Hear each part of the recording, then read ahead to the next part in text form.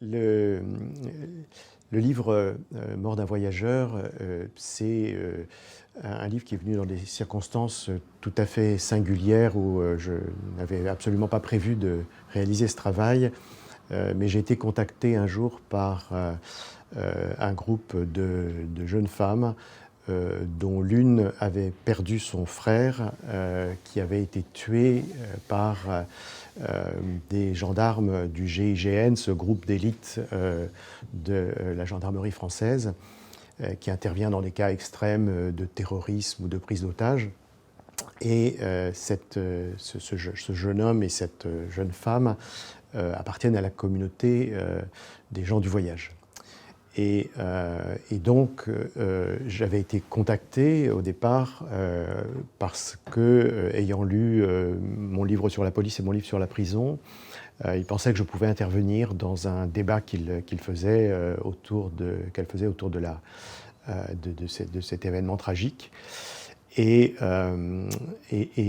j'étais à ce moment-là aux États-Unis, je n'ai pas pu, je leur ai proposé de leur envoyer un texte à lire, ce qu'elles ont accepté, et elles ont lu ce texte. Et donc on a été en contact ensuite pendant toute la phase d'instruction de cette affaire, qui, pour la résumer très, très rapidement, c'est un jeune qui, à partir de l'âge de 18 ans, a passé plus de la moitié de sa vie en prison pour des délits mineurs, des petits vols, notamment sans jamais violence, mais dont l'accumulation et donc les récidives l'a conduit fréquemment en prison. Et il avait pris une peine de 2 ans et demi.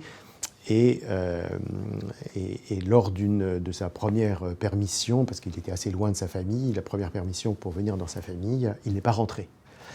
Donc quand on ne rentre pas, on est considéré comme un évadé ou comme un fugitif, et on est traité de la même façon que si on avait fait sauter les portes de la prison pour s'échapper.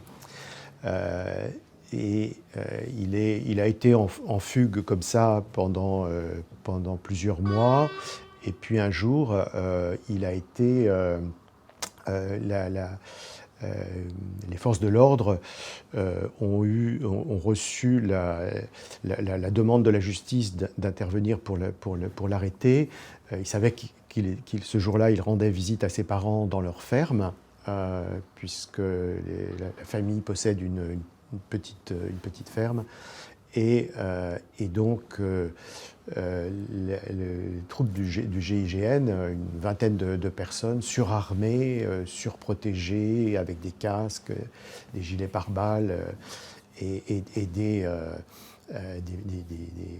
pistolets mitrailleurs, etc., et des grenades sont intervenus, ont mis toute la famille sous contrôle physique et ont cherché le jeune, ne l'ont pas trouvé, et par un petit bruit qu'il a fait dans l'endroit où il s'était caché, dans l'obscurité, ils ont pensé qu'il était là, ils sont entrés dans ce petit réduit, alors selon la famille, quelques secondes plus tard, des tirs ont été entendus, et le jeune homme est mort. Selon la gendarmerie, il aurait sorti un couteau, aurait essayé de les attaquer, sachant qu'ils étaient 5 surarmés, et il y aurait eu une bagarre, il y aurait eu des tirs de taser pour essayer de le calmer, etc.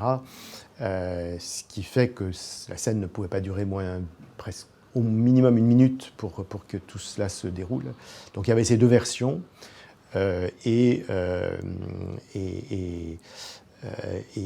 l'instruction, la juge d'instruction, dans un premier temps, a considéré qu'il s'agissait d'une affaire qui n'était pas claire et que la légitime défense invoquée par les gendarmes n'était pas évidente.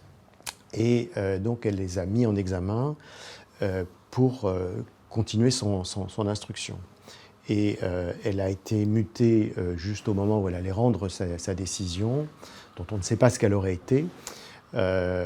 Et c'est une autre juge d'instruction qui ne connaissait pas le dossier, qui n'avait jamais exercé cette fonction, qui a dû rendre son jugement sur la base de la réquisition du procureur, et donc a considéré qu'il y avait non-lieu.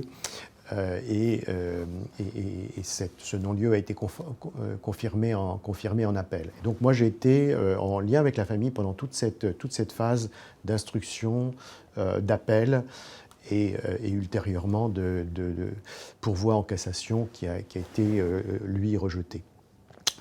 Et donc j'étais en relation avec cette famille. J'ai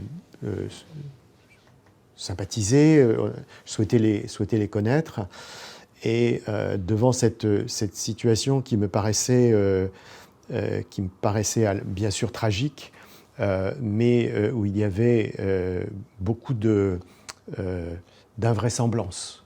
Alors évidemment, l'invraisemblance ne fait pas un manque de vérité, mais en tout cas, une histoire qui était extrêmement troublante du point de vue des faits qui étaient rapportés. Donc, d'une part, il y avait ça, et puis d'autre part, j'ai eu accès à l'ensemble des pièces du dossier, c'est-à-dire à tous les procès-verbaux des auditions de l'ensemble des personnes, c'est-à-dire à la fois ceux qui avaient tiré, ceux qui avaient assisté, la famille, etc. Et j'ai eu accès à l'autopsie, à la balistique, aux analyses de sang, etc. Et j'ai pensé que on ne pouvait pas laisser passer une situation comme ça, à la fois pour ce dont il s'agissait, mais aussi pour le privilège qui m'était donné d'avoir accès à toutes ces informations, parce que c'est très rare de pouvoir les obtenir. Alors bien sûr, ça posait un problème qui était celui du secret de l'instruction, puisqu'il y a un non-lieu, donc on ne peut pas faire jamais état de ces documents. Il y a une seule personne qui peut lever ce secret de l'instruction, c'est le procureur de la République. Je l'ai rencontré, il m'a donné son autorisation. J'ai enregistré notre interaction au moment où et avec son accord bien sûr, et donc je savais que j'étais protégé sur ce plan, et donc j'ai fait une contre-enquête en reprenant toutes les pièces et en montrant à la fois les contradictions qu'il y avait dans les versions des gendarmes, les 5 gendarmes qui étaient sur place, et ensuite contradiction avec les pièces, l'autopsie, la balistique, etc. Des contradictions qui étaient vraiment flagrantes. Et donc j'ai reconstitué cette histoire, et cette contre-enquête donc aboutit à une version qui montre que l'autodéfense ne tenait pas, et que les gendarmes, selon toute vraisemblance, ont été surpris dans l'obscurité et ont tiré de manière par surprise. Et donc cette expérience, pour moi, j'ai essayé, au-delà de rétablir quelque chose que j'ai appelé une vérité ethnographique, en réponse à ce que le parquet, le procureur de la République avait dit, à savoir, avait dit à la famille, a répété aux journalistes, à savoir, nous allons travailler pour essayer de découvrir une vérité, et nous appellerons cette vérité la vérité judiciaire. je trouvais que la formule déjà était assez étonnante, non pas vérité judiciaire, mais nous l'appellerons, qui montrait une certaine distance. Et je me suis dit, je vais faire la même chose en contrepoint, en disant une vérité ethnographique. Alors, bien entendu, j'entendais tout à fait la, la critique potentielle de collègues disant comment la vérité, etc. Bien sûr, il ne s'agit pas d'affirmer qu'il y a une vérité absolue, d'autant plus que je n'étais pas sur les lieux, mais il me semblait que nous produisions dans les travaux que nous faisons, précisément parce que nous essayons à la fois de construire, de mobiliser un matériau empirique de multiples sources et de le restituer à travers un filtre théorique, à travers un travail de construction. D'une manière générale, il me semblait que on pouvait revendiquer, en tout cas au moins dans ce type de dialogue, une vérité ethnographique. Mais en fait, j'ai pensé également que c'était une possibilité de tester quelque chose sur le plan aussi de l'écriture ethnographique. Et c'est la raison pour laquelle la première partie de ce livre reconstitue, soit parce que j'ai pu rencontrer les personnes et j'ai eu leur récit.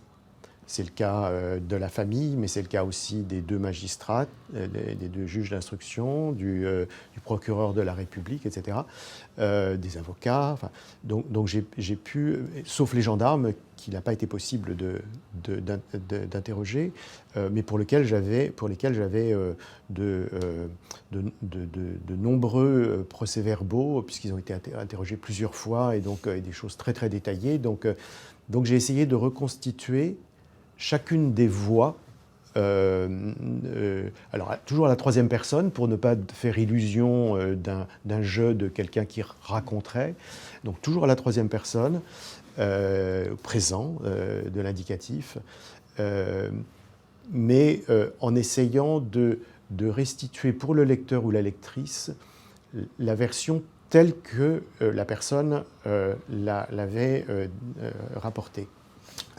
Alors évidemment, ces versions sont incompatibles. Elles disent des choses qui sont tout simplement factuellement contradictoires. Mais je me suis dit que c'était une bonne façon pour ceux qui entraient dans ce livre de saisir la manière dont les choses avaient été racontées aux magistrats et dont les magistrats eux-mêmes s'étaient racontés.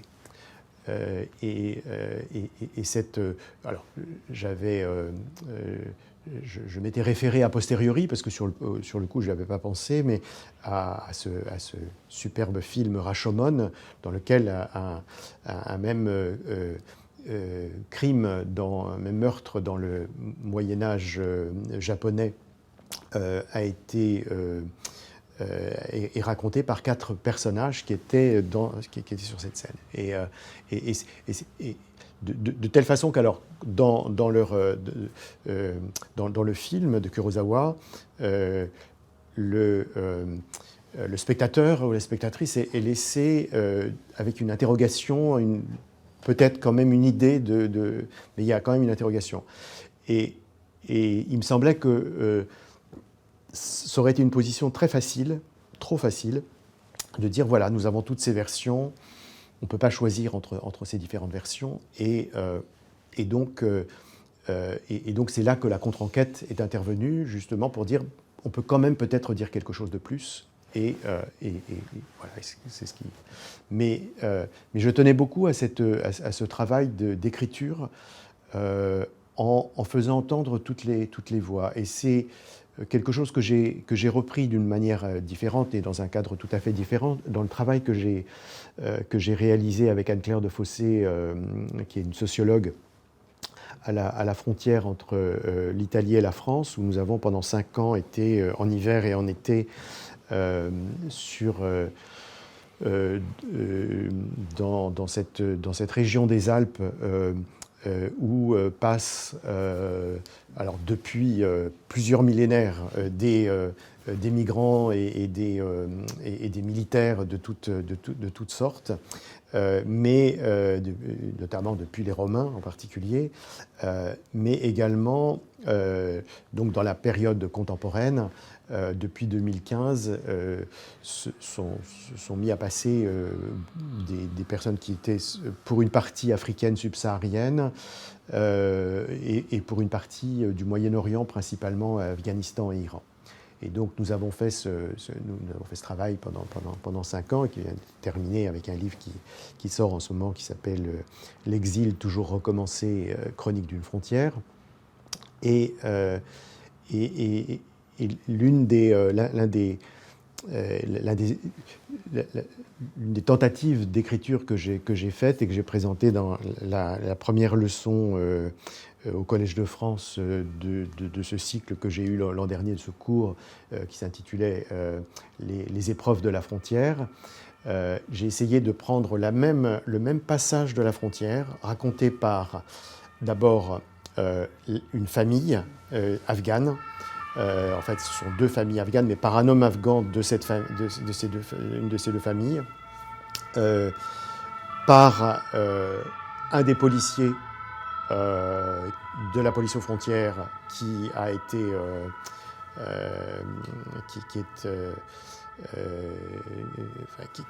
qui a arrêté une partie de ces personnes, pas la totalité. Et puis enfin les volontaires qui font des maraudes. Et il se trouve que j'étais moi-même un de ces maraudeurs, et c'est ce qui me permet bien sûr de raconter cette histoire. Et cette histoire qui a été l'histoire d'aller rechercher en montagne cette famille qui s'était perdue dans la neige par moins 15 degrés, et d'en ramener une partie, mais l'autre partie étant restée bloquée par la police. Voilà. Donc, et au fond, là, on avait les trois acteurs principaux de cette scène à la frontière. Ces 3 acteurs qui sont les exilés, alors des individus seuls ou en famille, des policiers et des gendarmes qui contrôlent cette frontière, et des bénévoles qui, dans le cadre de maraudes, vont les chercher. Et là aussi, alors, pour le coup, en travaillant sur ces trois récits, je me suis appuyé évidemment sur les entretiens que j'avais faits avec cette famille. Beaucoup plus difficile avec la police, et en particulier, je n'avais pas pu m'entretenir vraiment avec le policier dont je parle, si ce n'est que c'est celui qui m'a interpellé et auditionné, donc, enfin fait auditionner, donc j'ai quand même eu une interaction, mais j'ai mobilisé l'ensemble de ce que je savais sur ce qui se passait dans ce poste frontière, des relations qu'il y avait par d'autres biais. Et si j'insiste sur ce point, c'est parce que il me semblait important de ne pas raconter d'une seule voix, mais de 3 voix, et en même temps de montrer que, évidemment, il n'y avait pas d'équivalence entre ces 3 voix, puisque dans un cas, j'étais moi-même directement impliqué, donc je pouvais raconter. Je garde toujours la 3e personne du singulier, du présent d'indicatif, mais en même temps révélant bien sûr que je suis sur cette scène, et pour les autres, montrant que des degrés différents de reconstitution. Alors bien sûr, ce sont des reconstitutions, mais au fond, tout est reconstitution, y compris la version dans laquelle je suis moi-même directement impliqué. Et là aussi, c'est une tentative, plutôt que de raconter de manière presque neutre, comme s'il y avait un point de vue objectif sur cette situation, de raconter à 3 voix, avec des degrés différents de relation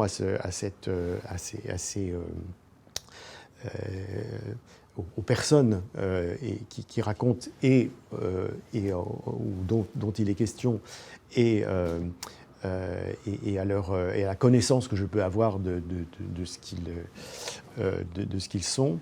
Et de la manière dont ils ont pensé ces situations. Il me semblait que c'était une façon justement de casser ce que j'aurais très bien pu raconter de façon factuelle, descriptive, un événement qui s'est produit. Donc voilà, j'ai essayé ces dernières années de travailler des manières d'écriture ethnographique bien sûr que d'autres utilisent aussi, mais qui essaie de pousser un peu plus loin ce qu'on peut faire et ce qu'on peut dire avec de l'ethnographie. Et je me suis rendu compte dans ce contexte, et là on n'est plus du côté de l'écriture, mais du côté de la relation de l'ethnographie à la société, que l'ethnographie pouvait aussi mettre l'ethnographe à risque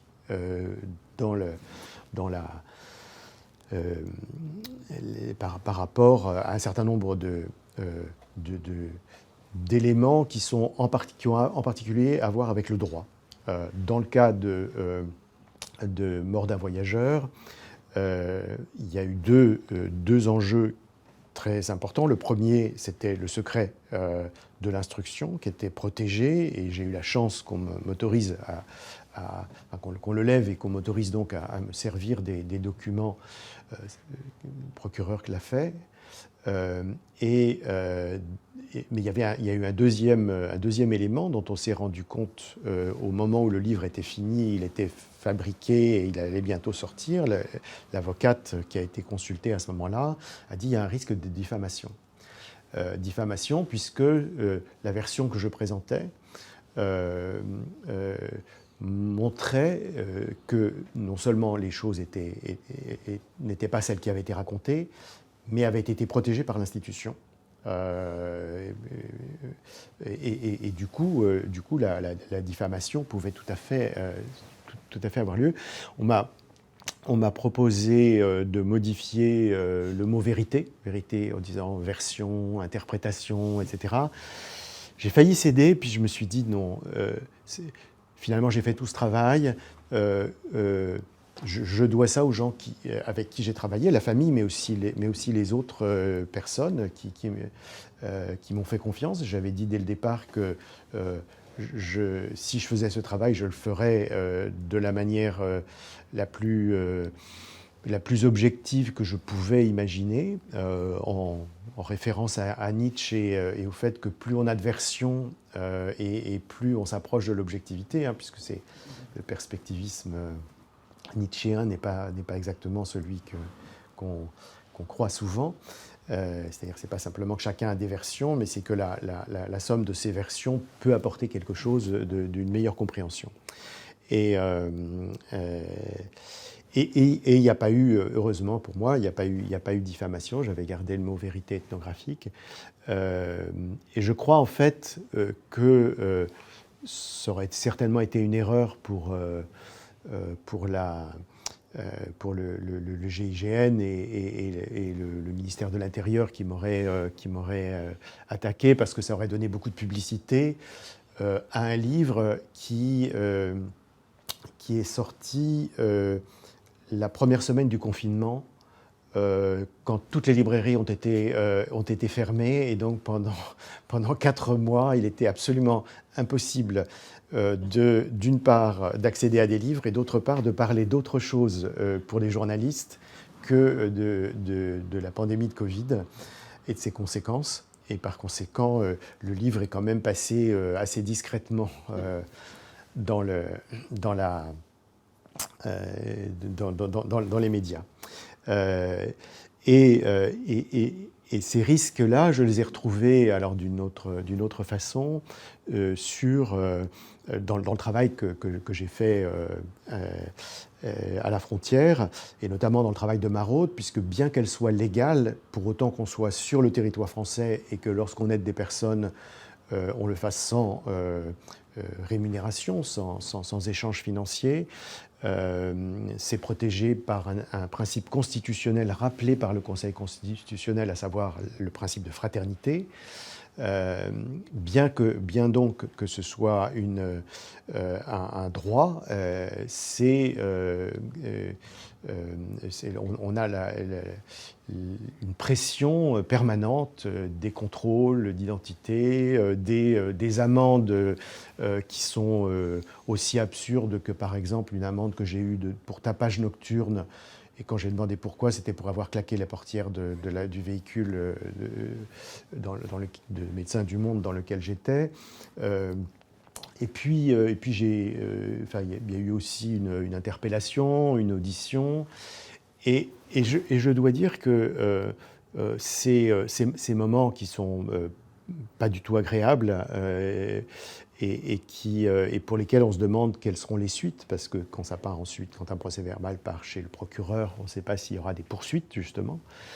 Mais ça a été, alors de ce qu'on peut appeler par symétrie avec l'observation participante classique de l'ethnographie, une participation observante, c'est-à-dire vraiment d'être dans l'action, mais du coup d'être amené à observer des choses qu'on n'observerait pas autrement, puisque lors d'une interpellation, évidemment, on voit comment les choses se passent de façon concrète. Ce qui fait que cette question du risque, elle est réelle, mais disons qu'elle expose aussi à des capacités, à des possibilités d'accéder autrement au terrain. Cela étant, si je parle de risques en l'occurrence, et ils étaient réels dans ces deux recherches, je veux surtout insister sur le fait que ces risques-là sont mineurs par rapport aux risques auxquels s'exposent des chercheurs en sciences sociales, pas seulement, mais en particulier dans certains pays. Je pense à une ethnologue ouïghour qui vient d'être condamnée à la prison à perpétuité pour ses travaux sur les Ouïghours. Je pense à une anthropologue, deux anthropologues iraniennes, l'une canadienne et iranienne, Homa Outfar, et l'autre française et iranienne, Fariba Abdelhak, qui sont condamnées. Je pense à Pinar Selek, qui est sociologue et qui est condamné à la prison à perpétuité avec un mandat d'arrêt international en Turquie. Tous pour des crimes qu'ils n'ont pas commis. Et donc, je crois qu'il y a véritablement des risques du travail ethnographique qui sont bien plus graves et bien plus préoccupants que ceux que j'ai évoqués dans mon propre travail.